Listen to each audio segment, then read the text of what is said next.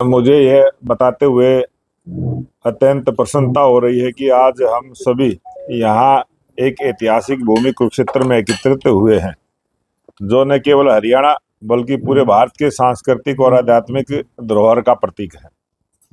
आगामी 14 सितंबर को हरियाणा की पवित्र धरती पर माननीय प्रधानमंत्री श्री नरेंद्र मोदी जी अपने महत्वपूर्ण दौरे के दौरान राज्य के चुनावी अभियान का औपचारिक शंखनाद करेंगे।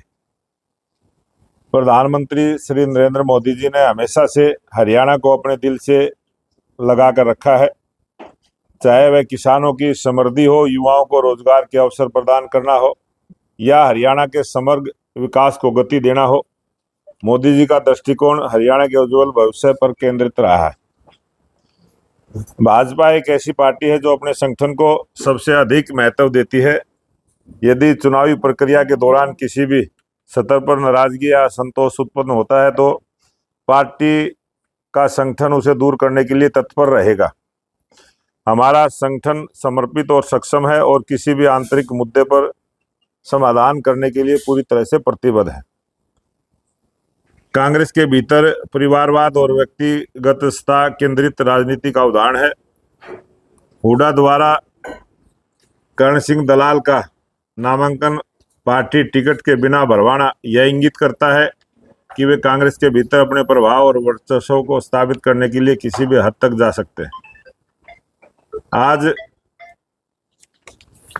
जो आपसे संवाद करने के लिए मैं आया, क्योंकि ये विधानसभा 2024 का चुनाव और भारतीय जनता पार्टी ने जिस प्रकार से अपनी सूची जारी की है और उसमें हमने एक ईमानदार, जिताऊ और टिकाऊ प्रत्याशियों को मैदान में उतारा है, वहीं कांग्रेस पार्टी ने ऐसे दागदार लोगों को चुनावी मैदान में उतारा है जो जेल में है या जेल में जाने की तैयारी में। आज जिस प्रकार की सूची हमारी जारी हुई है उससे लगता है कि स्पष्ट बहुमत की सरकार भारतीय जनता पार्टी की तीसरी बार हरियाणा प्रदेश में बनेगी और इस चुनावी शंखनाद के लिए हमारे देश के लोकप्रिय प्रधानमंत्री नरेंद्र मोदी जी 14 तारीख को इसकी शुरुआत करेंगे और समय 2 बजे दोपहर का रहेगा। बरौली जी, आपने जो ये पढ़ा है जी और आपकी पार्टी जो आपने बताया काम तो बिल्कुल उल्ट कर रही है। अपने संगठन की बात कही है, क्या आपकी पार्टी संगठन को बड़ा महत्व देती है? आपकी पार्टी तो उनको महत्व देती है जो एक दिन पहले बीजेपी में शामिल होते हैं, उनको टिकट देती है। और बात भी हो कि साथ साथ में कंवलजीत अजराना को आप लोगों ने टिकट दिया, फिर उन्हें लौटाना पड़ा। क्या आप सर्वे की बात करते हैं कि बार बार हम सर्वे करवाएंगे उसके बाद टिकट देंगे? अगर सर्वे में जीता होगा कंवलजीत अजराना तो अब लौटाने की क्या बात आ गई? ये पार्टी जब भी उम्मीदवार तय करती है पूरे जमीनी स्तर से प्रत्येक विधानसभा से रायशुमारी करके और उसके बाद बहुत सारे सर्वे भी करके जनता की ओपिनियन लेके हमारी पार्टी एक पारदर्शी ढंग से लोकतंत्र को मजबूत करने वाली पार्टी है, लोकतंत्र में विश्वास रखने वाली पार्टी है। लोकतंत्र में ज्यादा से ज्यादा लोगों की भागीदारी हो और जनता की सेवा करने का जो भाव रखता हो, इस प्रकार के उम्मीदवार हमने दिए हैं। और कंवलजीत अजराना जी ने खुद से, आपने प्रेस में भी देखा होगा, उन्होंने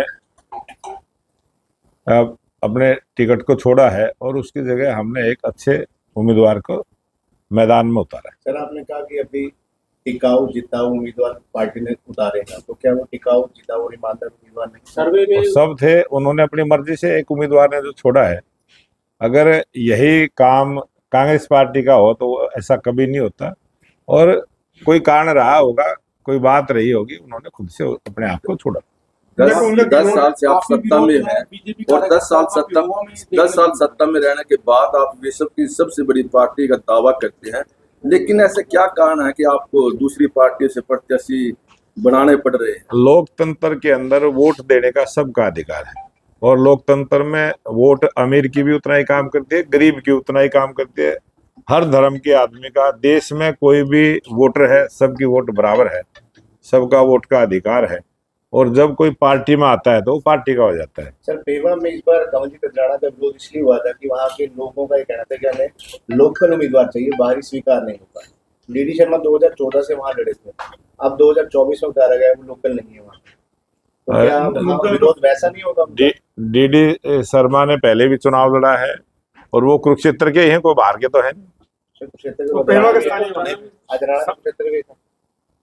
वो देखो, अजराना का जो आपने बात, उन्होंने खुद से छोड़ा, कोई पार्टी नहीं छुड़वाया उसको, उसने खुद से अपनी इच्छा जाहिर की। उनका कहना है कि लोकल नेताओं ने सपोर्ट नहीं किया, संगठन के पदाधिकारी ने सपोर्ट नहीं किया, तो उनको कार्रवाई हो सकती है। जिन्होंने सपोर्ट नहीं किया ऐसी नौबत आएगी, नदी का छोड़नी पड़ेगी। उन्होंने मीडिया में साफ कहा कि लोकल जो वहाँ के स्थानीय नेता थे बीजेपी के, उन्होंने भी सपोर्ट नहीं किया। भारतीय जनता पार्टी के सभी कार्यकर्ता सभी के लिए काम करते हैं, लेकिन उन्होंने कहा है जो भी मैंने सुना भी नहीं है, और जो उन्होंने कहा है वो ठीक है। तो प्रधानमंत्री आप तो रैली जिला स्तरीय, ये गगन जी प्रधानमंत्री आ रहे हैं, रैली जिला स्तरीय रहेगी, राज्य स्तरीय रहेगी, क्या रहेगी? ये रैली हमने जो क्लस्टर बनाए हैं, उस क्लस्टर में जो 23 विधानसभा है, 23 विधानसभाओं की मैं आपको सूची दूंगा, जिन विधानसभाओं के कार्यकर्ताओं को यहाँ रैली में निमंत्रण करेंगे। जिस तरीके से 14 तारीख को प्रधानमंत्री आ रहे हैं, तो इसके अलावा भी प्रदेश के अंदर कोई केंद्रीय मंत्री आने की हमारी प्रत्येक विधानसभा पर कोई न कोई हमारा केंद्र स्तर का, प्रदेश स्तर का जो हमारे स्टार प्रचारकों की सूची आएगी, उस सूची में से सभी 90 की 90 विधानसभाओं में जन आशीर्वाद रैलियां होंगी।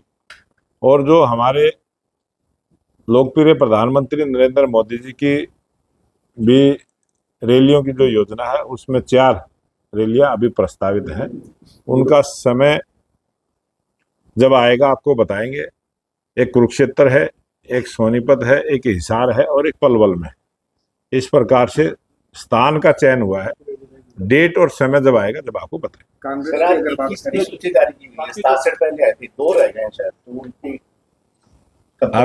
अभी जो सीटें बची हैं उन पर भी हमारा राष्ट्रीय नेतृत्व तो बहुत जल्दी फैसला ले। बडोले जी, कांग्रेस का आरोप है कि नायब सिंह सैनी के चेहरे पर भारतीय जनता पार्टी इस बार सत्ता की हैट्रिक लगाना चाहती है, लेकिन नायब सिंह सैनी अपनी गृह सीट पर चुनाव नहीं लड़ रहे, वहां से लड़ना नहीं चाहते, डर है कहीं वहां से हार जाए, और यहाँ से डॉक्टर पवन सैनी को भेज दिया। हमारे प्रदेश के लोकप्रिय मुख्यमंत्री नायब सिंह सैनी जी ने 90 की 90 विधानसभा सीटों में जहां भी हमारे केंद्रीय नेतृत्व ने निर्णय लिया है, वो वहीं से चुनाव लड़ेंगे, ये उन्होंने पहले कहा भी था।